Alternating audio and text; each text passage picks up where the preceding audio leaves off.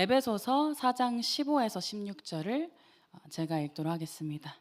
에베소서 4장 15에서 16절 말씀입니다. 찾으셨나요? 하나님의 말씀을 들으십시오. 오직 사랑 안에서 참된 것을 하여 범사에 그에게까지 자랄지라. 그는 머리니 곧 그리스도라. 그에게서 온 몸이 각 마디를 통하여 도움을 받음으로 연결되고 결합되어 각 지체의 분량대로 역사하여 그 몸을 자라게 하며 사랑 안에서 스스로 세우느니라. 아멘. 여러분, 오늘은 하나의 질문으로 설교를 시작해 보려고 합니다. 제가 질문을 드릴게요. 이것입니다. 여러분, 꼭 교회에 나가야만 신앙생활을 할 수 있는 걸까요?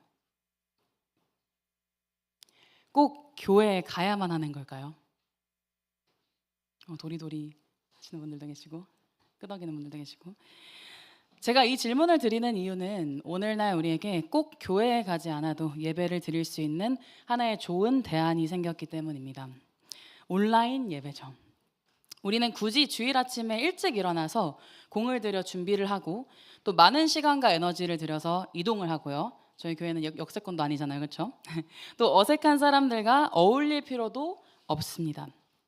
집에서 원하는 때 원하는 자세로 편안하게 예배를 드릴 수 있죠.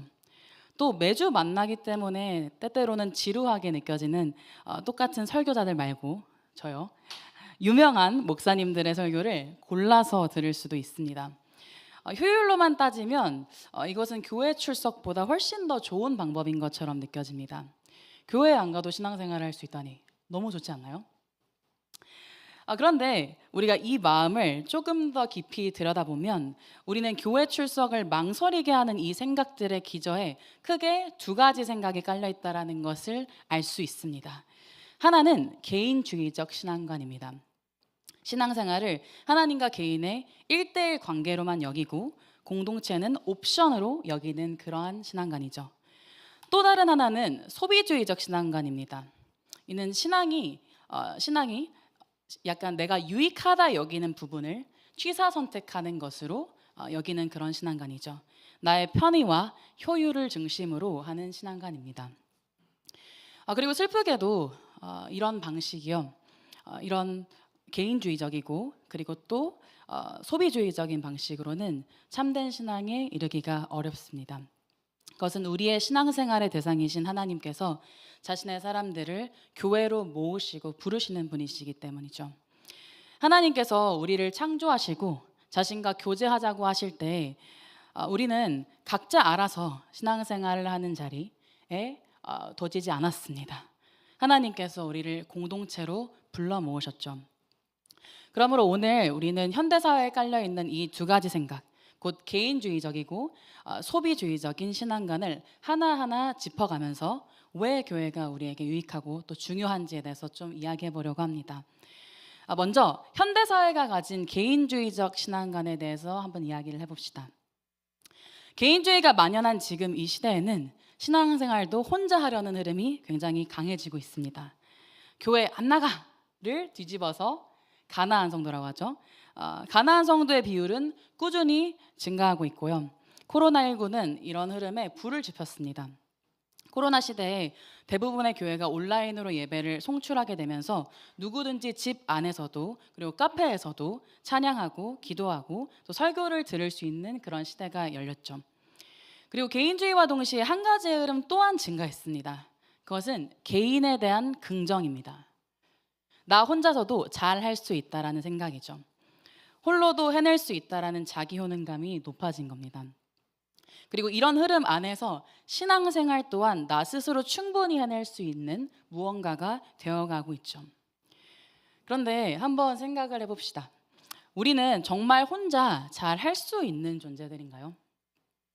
한번 코로나 시대 때 우리 예배를 좀 생각해 봤으면 좋겠어요. 코로나 시절 때 아마 우리 중 대부분은 온라인으로 예배를 드렸을 겁니다. 다들 그런 경험 있으시죠? 경험 있으신가요? 네. 이제 저도 당시에 비대면 예배를 좀 드렸어요. 몇 주 동안요. 근데 맨 처음에는 조금 아쉬운 마음이 있었습니다. 모두가 그랬겠지만 갑자기 코로나라는 상황이 굉장히 이제 당황스럽고 그래서 뭔가 되게 되게 좀 이상한 느낌들도 들고 근데 또 매주 보던 사람들을 또 보지 못한다라는 사실이 또 아쉬웠습니다. 그래서 집에 있지만 나름 집중해서 예배를 드렸죠. 송승민 하나님이 보고 계셔 이러면서 막 혼자 비장한 모습으로 막 이제 스스로에게 선포를 하는 거죠. 그래서 집중해야 돼 막 이러면서 이제 예배를 드렸던 걸 기억합니다. 그런데 불과 두세 주도 안 되어서 저는 설교 영상을 틀어두고 빠르게 핸드폰을 하고 있는 제 자신을 발견했습니다. 처음에 제 비장한 모습은 온데간데 없어진 거죠. 여기에는 교회에 다니지 않았던 분들도 계실 겁니다. 그래서 조금 다른 이야기를 하나 더 해봤으면 좋겠습니다. 여러분, 왜 유튜브에는 동기부여 영상들이 그토록 많을까요?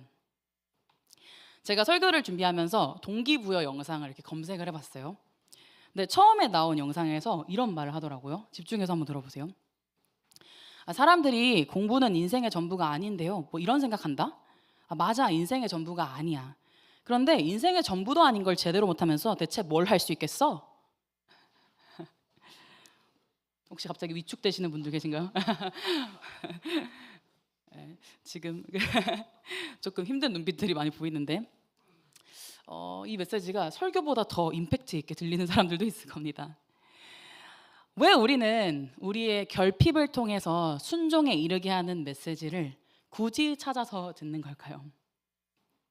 이유는 너무 분명합니다. 혼자 잘 안 되니까요.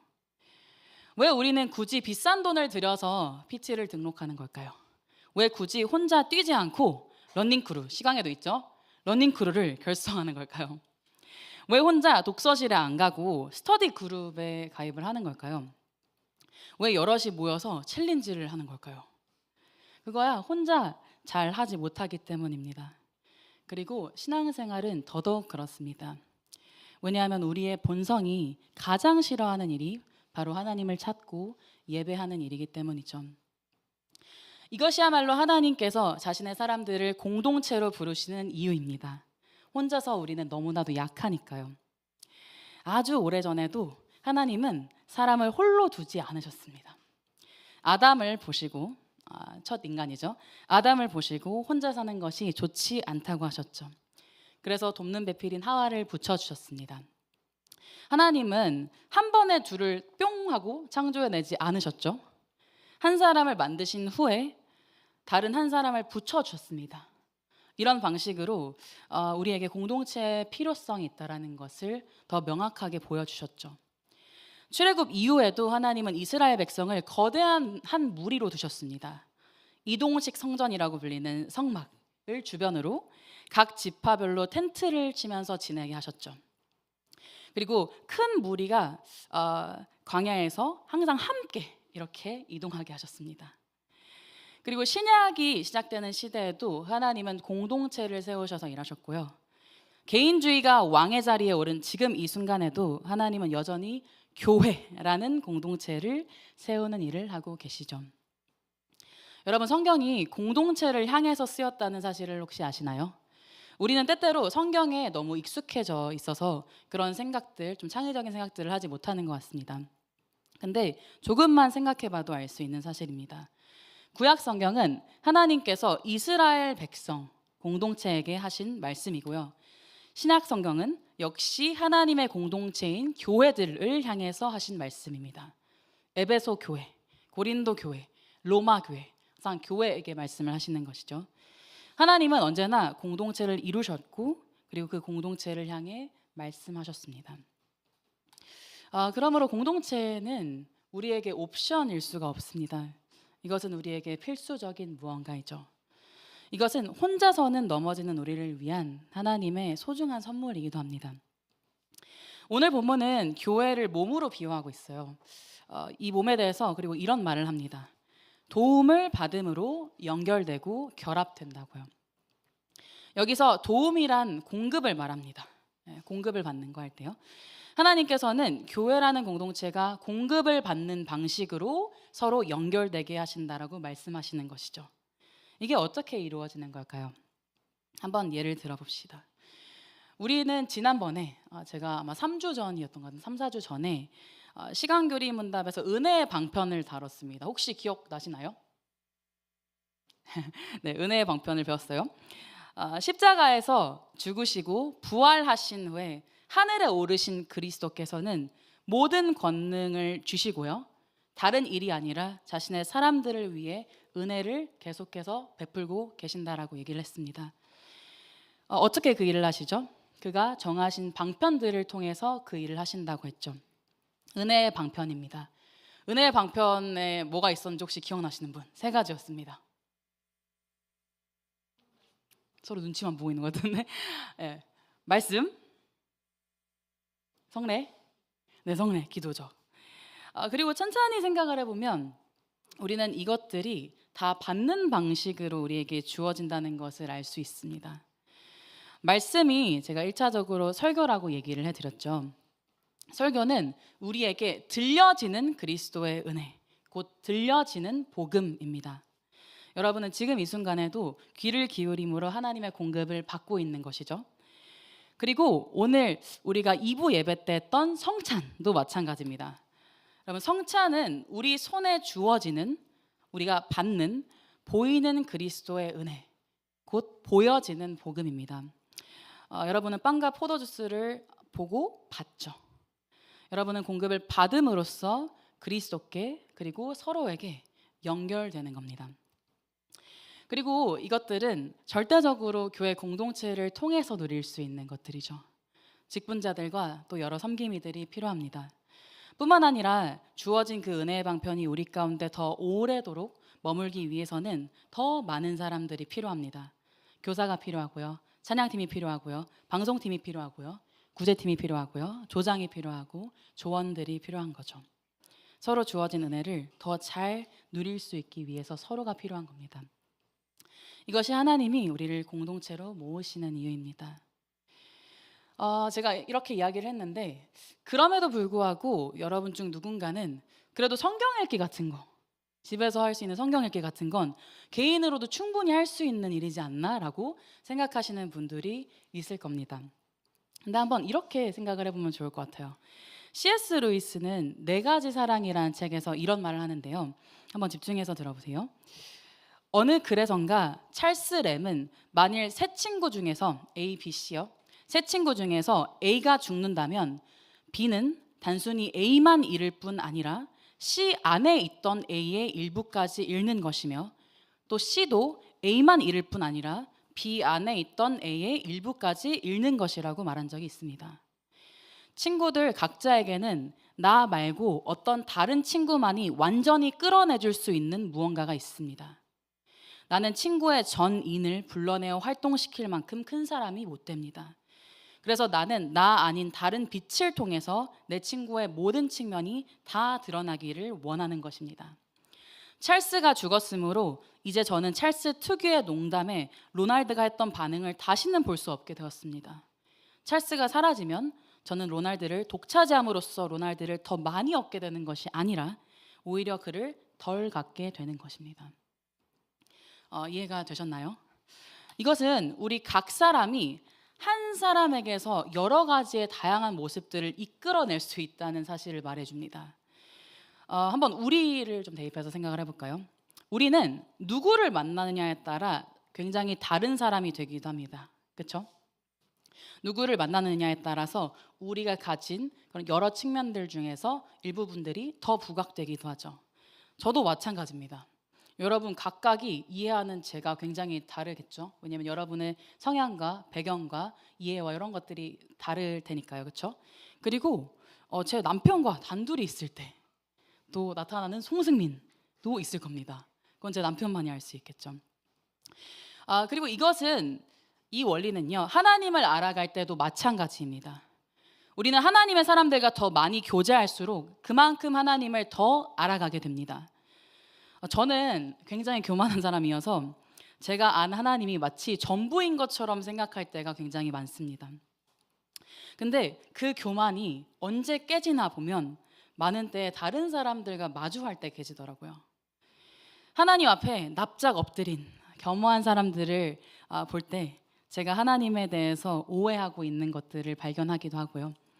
또 제가 잘 묵상하지 않았던 하나님의 성품들을 더 많이 경험한 다른 지체를 통해서 하나님이 와, 내가 아는 것보다 훨씬 더 크신 분이라는 것을 알게 됩니다. 마치 하나의 빛이 프리즘을 통과하면 무지개 빛의 찬란한 색들로 나뉘잖아요. 그런 것처럼 빛이신 하나님께서 교회 각 사람을 통과하실 때 무척이나 입체적이고 다채로운 분으로 발산되시는 것이죠. 자, 한번 사진 올려주실래요? 네, 마치 저렇게 프리즘 여러분 아시죠? 하나님은 한 분이시지만 우리 각각이 하나님을 만난 것들을 나눌 때 정말 그 교회를 통과할 때 더 풍요로운 하나님으로 우리가 만날 수 있다라는 겁니다. 네, 이제 내려주세요. 여러분에게도 이런 경험이 있지 않나요? 소그룹 속에서 누군가의 나눔을 듣고 와, 저렇게도 생각할 수 있구나. 저런 상황인데도 저 사람은 기뻐하고 있구나. 이런 순간들이요. 저는 교육을 할 때마다 지체들의 나눔을 들으면서 많은 도전을 받습니다. 신방을 할 때도 여러분 삶에 있는 하나님을 들을 때 굉장히 많은 도전을 받고 또 회개를 하기도 합니다. 제가 가진 하나님에 대한 알미, 예를 들어서 보라색 빛깔 하나라면요, 각 사람 안에서 발산하는 형형색색의 빛깔로서 우리가 공동체 안에 있을 때 누리게 되는 거죠. 만일 공동체가 없었다면 저는 분명히 하나님은 보라색이야, 하나님은 보라색이라고 이렇게 말했을 겁니다. 교만한 제 자신 안에 철저히 갇혔겠죠. 그런데 공동체가 있다면 그것을 피할 수 있죠. 이것이 하나님이 우리를 공동체로 모으시는 이유입니다. 두 번째로 넘어가 봅시다. 두 번째로 소비자적 신앙관에 대해서 같이 이야기를 해볼게요. 제가 이틀 전에 금요일이죠, 그렇죠? 이틀 전에 저희 그 목회자들과 함께 한 포럼에 이제 갔습니다. 근데 첫 번째 강사로 등장하신 이정규 목사님께서 이런 이야기를 해주시더라고요. 되게 진지한 표정으로 얘기를 하셨습니다. 이전에 어떻게 따라해야 될지 모르겠지만 이전에 뭐 이렇게 해야 될까요? 이전에 우리는 교회를 다닌다고 할 때 땡땡 교회를 섬깁니다라는 표현을 많이 했습니다. 이 표현에서 드러나듯이 이전 세대는 교회를 생각할 때 내가 어떤 헌신을 드릴 수 있는지를 많이 생각했죠. 그러나 지금은 많은 크리스천들이 자신을 소개할 때 땡땡 교회를 다닙니다, 땡땡 교회에 출석합니다 라고 말합니다. 이제는 교회를 생각할 때 내가 헌신할 무언가보다는 내가 어떤 서비스를 누릴지를 생각하는 경향이 짙어져 가고 있습니다 라고 말씀하셨습니다. 그래서 좀 검색을 해봤어요. 찾아보니까 2024년 한국교회 키워드가 OTT 크리스천이었더라고요. 이런 소비자적 신앙과는 교회에서 행해지는 여러 활동을 선택 가능한 서비스처럼 여기고 내게 유익한 것만 취사 선택해서 소비하려 합니다. 편의와 효율을 따지는 겁니다. 이때 교회는 내가 원하는 서비스를 받는 기관이 되고요, 나는 나의 상황과 필요에 따라서 골라 누릴 수 있는 소비자가 되죠. 이 이야기가 조금 불편한 분들도 있을 겁니다. 근데 저는 여러분을 불편하게 하기 위해서가 아니라 사실 어찌 보면 이것이 매우 자연스러운 현상이라는 것도 이야기를 하고 싶습니다. 왜냐하면 우리는 그 어떤 시대보다 개인의 선택이 극대화된 시대에 살아가고 있기 때문이죠. 우리는 넷플릭스를 통해서 언제든 내가 원하는 영화를 내가 원하는 때에 선택해서 볼 수 있습니다. 그리고 유튜브나 챗GPT나 여러 가지 AI들을 통해서 내가 원하는 정보만을 취해서 받을 수 있죠. 그리스도인들도 예외는 아닙니다. 우리는 우리가 사는 이 시대라는 거대한 담론 속에서 자유하지 않습니다. 그래서인지 우리는 내가 선택하지 않은 상황에 놓여 있는 것을 잘 참지 못하는 것처럼 보입니다. 원하는 걸 즉각적으로 얻어내지 못하는 것도 견디기 어려워해요. 그리고 우리가 여기서 주목해야 될 것은 우리가 신앙생활도 그렇게 생각하고 행할 수 있다는 겁니다. 개인주의적 신앙관과 유사하게 소비주의적 신앙관에도 하나의 믿음이 전제되어 있습니다. 바로 우리가 우리 자신에게 필요한 것을 잘 알고 있다는 믿음입니다. 우리가 좋은 판단을 통해서 좋은 선택을 내릴 수 있다는 것이죠. 그래서 마치 쇼핑몰에서 필요한 물건을 고르듯이 우리에게 유익하다고 생각되는 설교나 프로그램 등을 취사 선택하는 겁니다. 그러나 이러한 믿음이 여러분 신뢰할 만한 믿음일까요? 사실 이 이야기는 성경이 말하는 것과는 오히려 정반대의 이야기일지도 모르겠습니다. 잠언에는 이런 말씀이 있으니까요. 제가 읽어드리겠습니다. 잠언 14장인데 어떤 길은 사람이 보기에 바르나 필경은 사망의 길이니라. 성경은 우리가 볼 때 이것이 좋아 보이나 오히려 사망의 길이 있을 수도 있다고 얘기를 합니다. 성경은 우리의 명철을 의지할 수 없다고 말합니다. 우리의 선택이 늘 최고의 선택은 아니라는 거죠. 여러분 중에는 확신을 가지고 큰 돈으로 주식 투자를 했다가 거액을 날려본 사람이 있을지도 모르겠습니다. 이 사람이랑 사귀면 너무 행복할 거야 라고 생각해서 교제를 시작했다가 뜻밖의 어려운 일들을 만난 사람들도 있을 겁니다. 또 고심 끝에 한 진로 선택을 했다가 잘 되지 않아서 시간만 낭비한 것 같다라는 후회 속에 사는 분들도 있을 겁니다. 우리는 이처럼 늘 득이 되는 선택을 하기 위해서 부단히 노력하지만 항상 그것이 득으로만 돌아오지는 않죠. 그러나 반대로 우리에게 득이 되지 않을 거라고 생각했지만 큰 유익이 되는 것들도 있습니다. 뜻밖의 질병이나 사고로 인해서 너무나도 괴로웠지만 오히려 진정한 휴식을 누리고 삶의 우선순위를 재정립한 사람들도 있을 거고요. 이 사람이랑 헤어지면 정말 세상이 끝날 줄 알았는데 훗날 더 좋은 사람을 만나서 행복한 사람들도 있을 겁니다. 그리고 위험천만해 보였던 도전이 오히려 큰 성취와 만족을 가져다 준 것을 경험한 사람들도 있을 테죠. 이런 일들을 통해서 우리는 우리의 판단이 불완전하다는 것을 배워갑니다. 매주 여러분 이 자리에 와서 오전 예배를 드리고요.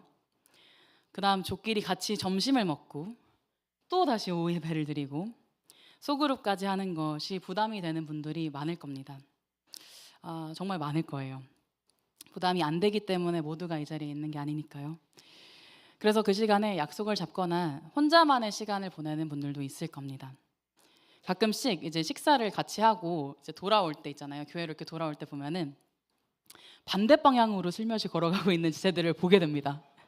눈이 마주쳐요. 그러면 약간 이렇게 되죠.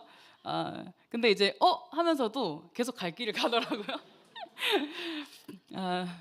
그때 이제 붙잡지 못하는 저를 발견하죠. 나는 왜 있는가 이러면서. 네. 사실 정말 너무 이해해요. 오랜 시간 이 자리에 있는 게 너무너무 힘든 일입니다. 피곤한 일이고요.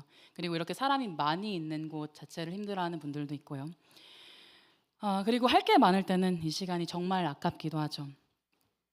그러나 우리 자신보다 훨씬 더 잘 아시는 하나님께서 이 교회로 나를 부르셨다라는 사실을 믿음으로 받아들이고 그것을 나를 억압하는 하나의 제도로 보지 않고 이해하기 위해서 질문하고 마음을 쓴다면, 혹 때로는 이해가 되지 않아도 하나님이 주도하시는 신앙생활에 나를 내맡기기 위해서 애쓴다면 우리는 분명히 불편하고 뜻하지 않은 일들을 통해서 우리를 놀랍게도 변화시키시고 우리 안에 역사하시는 그런 하나님을 만나게 될 겁니다. 예를 들어 볼게요. 누군가는 소그룹에 나오는 것이 너무나도 힘들 수 있습니다. 나랑 너무도 맞지 않는 사람이 조언으로 있으면 너무 불편하죠, 그렇죠? 게다가 조장이 그런 사람이다. 그러면 너무 끔찍합니다. 봐봐요, 지금 소리 나오잖아요, 그렇죠? 여러분 조장님들 지금 움츠러들어요. 빨리 웃으세요, 자기는 아닌 것처럼. 나는 아니다, 난 조장이 좋다, 이런 표현 해주세요. 이렇게까지 환호를 얻을 줄이야. 네, 그런 사람과 매주 밥을 먹고 매주 나눔을 하는 거는 정말 여간 쉬운 일이 아닙니다. 제가 좋아하는 디트리 보네퍼라는 신학자가 불편한 진실 하나를 되게 통쾌하게 이야기를 하는데요. 이런 말을 합니다. 그리스도인의 짐은 무엇보다도 형제의 자유에 있다 라고요. 그리스도인의 짐이 무엇보다도 형제의 자유에 있대요. 너무 와닿는 말이지 않나요? 상대가 자신 마음대로 무언가를 할 수 있다는 자유를 가졌다라는 사실, 그것이 우리에게 짐이라는 겁니다. 통제되지 않는 상대의 모습을 마주하는 것, 그 안에 머무는 것이 우리에게 괴로움이라는 거죠. 정말 쉽지 않습니다. 그리고 저도 사역자로서 이런 상황들을 정말 자주 마주하고요. 그러나 우리가 계속해서 우리의 기준대로 우리에게 주어진 것을 선별하면서 그 자리를 피한다면요, 그 상황을 통해 만날 수 있는 뜻밖의 은혜는 놓치게 될 수도 있습니다. 우리는 결국 언젠가는 마주해야 할 우리의 연약함은 저 깊이 묻어두고 자신의 한계 속에서 서서히 갇히게 되겠죠. 그러나 원하지 않는 사람과 원하지 않는 상황으로 용기를 가지고 또 인내를 가지고 나아간다면 우리는 보네포가 말한 것처럼 이런 자리에 도달할 수 있을 겁니다. 우리의 사귐이 깊어질수록 우리 사이에 있는 다른 모든 것이 사라지고 오직 예수 그리스도의 일하심만이 남는 놀라운 일을 경험하게 될 테죠. 이 사람이 내 취향에 맞아서, 내 입맛에 맞아서 교제하는 그 수준을 넘어서서요, 그 누구를 만나도 그와 대화하고 또 그로부터 배울 줄 알고 그를 사랑할 수 있는 사람이 되는 겁니다. 이런 사람은 시대를 초월해서 매력적입니다. 제가 이제 최근에 슬기로운 의사생활을 잠깐 봤는데요. 되게 늦게 보죠. 네, 그 조정석이 연기한 이익준, 그리고 전미도 배우가 연기한 최송화라는 인물이 참 매력적이더라고요. 누구에게나 열린 마음으로 이제 다가가고 또 치우치지 않는 그런 따뜻한 심성을 가진 이제 인물들이더라고요. 그래서 되게 눈길이 갔습니다. 저런 사람이 되고 싶다라는 생각이 들더라고요. 우리가 공동체에 머물 때, 그리고 무엇보다 죄인들을 여전히 사랑하시는 그 복음 가운데서 계속해서 교제해 나갈 때, 이 사랑의 복음이 우리를 보석으로 빚어가는 일들을 우리는 보게 될 겁니다. 이것이 하나님께서 주도하시는 신앙생활이 우리에게 가져다주는 선물이죠. 여러분, 지금까지 우리는 두 가지를 다뤘죠. 개인주의적 신앙과 소비자적 신앙을 봤습니다. 이 두 가지가 가진 한계를 살펴보면서 교회에 나와야 할 이유들에 대해서 이야기를 했어요. 이런 설득이 여러분의 마음을 조금이라도 움직였으면 참 좋겠지만요, 솔직히 말하면 이런 설득만으로 한계가 있다는 것도 압니다. 아무리 좋은 이유들을 들어도 우리 마음이 좀처럼 쉽게 바뀌지 않잖아요. 그래서 저는 마지막으로 우리의 마음을 진정으로 변화시키는 복음의 이야기를 나눠보려고 합니다. 아마도 오늘 설교에 있어서 가장 강력한 논지가 될 거라고 확신합니다. 사랑하는 여러분, 우리가 만일 그리스도인이라면요, 그리스도인이죠. 우리는 예수님을 사랑한다고 하면서 교회를 외면할 수는 없을 겁니다. 왜냐하면 우리가 믿는 예수님께서 교회를 애타게 사랑하셨기 때문입니다. 여러분이 예수 그리스도를 구원자일 뿐만 아니라 삶의 지침을 주시는 주인으로 또한 믿는다면 우리는 그 길을 따라 걷지 않을 수가 없죠. 앞서서 우리는 우리의 입장에서 교회를 한번 생각해 봤습니다. 그런데 한번 이제는 그리스도의 입장에서 교회를 생각해 봅시다. 우리가 믿는 그리스도는요, 홀로 계셔도 전혀 문제가 없는 분이십니다. 그분은 모든 좋은 것들로 충만하세요. 전능하셔서 도움이 하나도 필요 없는 분이십니다. 그러나 그분은 참으로 이상하게도 우리가 없는 하늘을 원치 않으셨습니다. 그래서 이 땅에 찾아오셨죠. 우리와 함께 하시려고요. 그리스도가 그렇게 하기 위해 처해야 했던 상황은 우리로서는 상상하기 어려운 것들입니다. 예수님은 어엿한 성인이 아니라 전적인 도움이 필요한 아기의 모습으로 이 땅에 오셨습니다. 그는 공동체의 섬김 없이는 살 수 없는 존재가 되셨죠. 그가 성장하시기까지 정말 많은 사람들의 공동체에 손길이 있었을 겁니다. 부족한 것이 하나 없으신 하나님께서 지극히 낮아진 겸손의 모습으로 우리와 함께 하셨습니다. 그분은 그렇게 될지언정 우리와 계속해서 함께 할 수 있다는 사실에 기뻐하셨죠. 그분은 우리를 얼마나 사랑하시는지 그분 자신을 교회의 머리로, 우리를 몸으로 비유하십니다. 여러분, 머리와 몸은 정말 뗄래야 뗄 수 없는 관계입니다.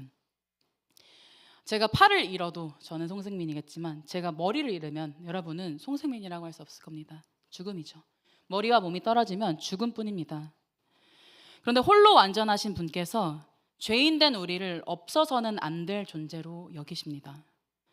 우리는 늘 그분의 품을 떠나기 위해서 발버둥을 치지만, 회개하고도 또 죄를 짓고 하나님으로부터 벗어나려고 하지만, 그분은 우리가 어느 자리에 있든지 우리를 찾아와서 그분의 곁을 내어주시며 우리와 하나라고 말씀을 해주시는 분이시죠.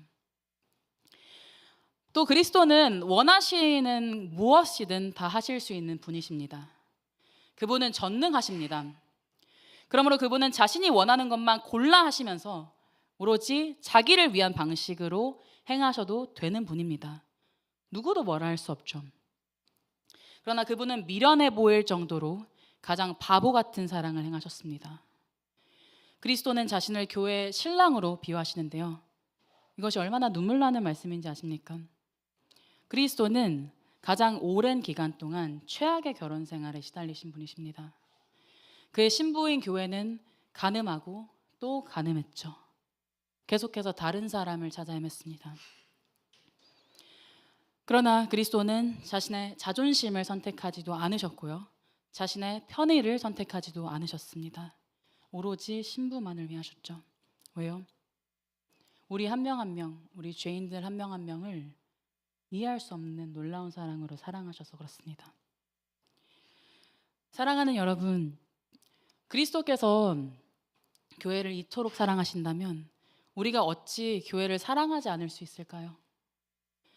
창자가 뒤틀릴 듯한 간절한 사랑으로 우리를 위하시는, 교회를 위하시는 그분의 사랑을 안다면 우리는 교회를 이전과 같이 대할 수 없을 겁니다. 우리는 그리스도처럼 십자가를 지고 교회를 사랑하는 그 길을 영광스러운 기쁨으로 함께 그분과 걸어갈 수 있겠죠. 여러분 20대가 되었을 때 21살쯤이요. 저는 이제 여전히 교회에 나갔지만 20대가 돼서 이제 더 이상 잘 참여하는 사람은 아니었습니다. 이전 교회 이전에 제가 다녔던 교회에서 청년들이 정말 많은 시간들을 교회에서 보내고 막 열심으로 섬기는 것을 보면서 솔직히 말하면 좀 어리석다 생각을 했었어요. 왜 저렇게 귀한 시간을 낭비하는 거지? 왜 저 똑같은 공간 안에서 몇 시간씩을 버리면서 저렇게 살아갈까? 되게 저는 미련한 일이라고 생각을 했습니다. 그런데 22살이 되고 하나님께서 제 삶에 특별한 은혜로 저를 찾아오셨을 때 저는 비로소 교회에 대해서 눈을 뜨고 교회 공동체 속으로 깊이 들어가기 시작했죠. 때로는 기쁨으로 나아가기도 했고 때때로는 반신반의한 마음, 여전히 의심하는 마음으로 그렇게 하기도 했습니다. 하나님과의 만남이 저에게는 상상할 수 없는 인생의 반전이었지만 정말 제 인생을 완전히 바꿨거든요. 근데 그렇다고 해서 제 성품이 하루아침에 확 하고 바뀐 것이 아니었습니다.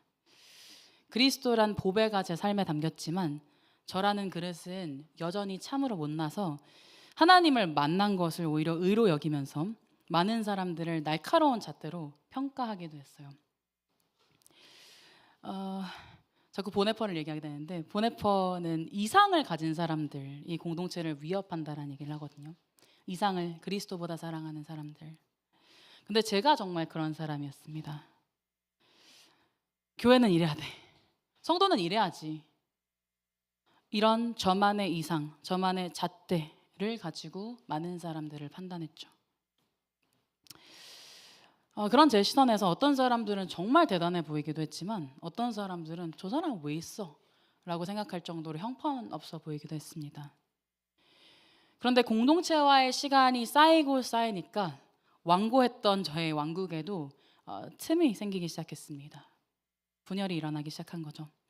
뜻하지 않은 상황에 놓이고 유쾌하지 않은 만남에 계속해서 노출되면서 저의 자아가 무너지기 시작한 겁니다.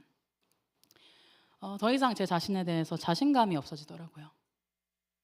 그리고 제 연약함을 자주 마주하게 되는 교회가 밉기도 했습니다.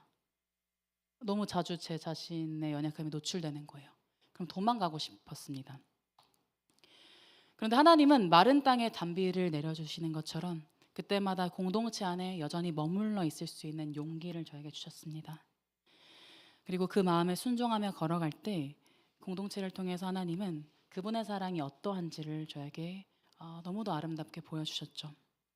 그리고 그 시간이 쌓이고 쌓여서 지지고 볶고 하면서 함께했던 그 시간이 쌓이고 쌓여서 지금의 저를 만들었습니다. 사실 사역자가 된 지금도 저는 이 과정 중에 있습니다. 저는 완성형 사역자가 아닙니다. 결코 그런 일이 일어나지도 않을 거고요. 저는 상처를 주기도 하고 상처를 받기도 합니다. 이용을 하기도 하고요. 이용을 당하기도 합니다. 변하지 않는 제 모습이 너무 답답합니다. 부족한 부분들은 계속 보입니다. 이 자리는 수많은 평가를 받는 자리이기도 해서요. 때때로는 그냥 혼자 있고 싶기도 해요. 그런데 교회인 저를요, 죽음보다 진한 사랑으로 사랑하시는 그리스도의 그 마음을 볼 때요, 그럼에도 불구하고 그런 제 자신을 부인하고 앞으로 나아가게 하시는 하나님의 은혜를 발견하게 됩니다. 이번 주 월요일에도 그런 너무 좋은 시간을 보냈어요, 하나님과요. 겉으로는 제가 강해 보일지도 모르겠습니다. 여러분 눈에 어떻게 다 다르게 보이겠지만요. 근데 저랑 가까운 분들은 아시죠? 제 속이 되게 말랑말랑합니다. 이거는 따뜻하다는 얘기가 아니라 되게 멘탈이 약하다는 얘기예요. 저는 정말 약합니다. 겉으로는 강해 보여도 늘 속은 약하기 짝이 없는 저에게 하나님께서는 기도 가운데 찾아와 주셨어요. 늘 기도했지만 메마른 기도의 시간들이 좀 오래됐었거든요. 근데 이번 주에는 하나님의 영광을 보여주셨습니다. 마음이 하늘로 들어 올려지는 것 같은 하나님의 임재로 충만한 시간을 보냈습니다. 그러자 정말 놀랍게도 저를 짓눌렀던 모든 문제들, 그리고 저를 괴롭히는 저의 연약함들, 가시와 같은 것들이 저를 더 이상 힘들게 하지 않더라고요. 마치 높은 하늘에 올라가서 이 땅을 볼 때 땅이 정말 작게 여겨지는 것처럼 그런 이제 경험을 한 거죠. 그리고 그 틈으로 넘쳐 흘러 들어오는 하나님의 사랑이 제 마음을 꽉 채웠습니다. 그 사랑이 저를 바꾸었죠. 저를 또다시 건졌습니다. 떠나고 싶고 도망가고 싶었는데 사랑하고 싶어졌죠. 교회를요.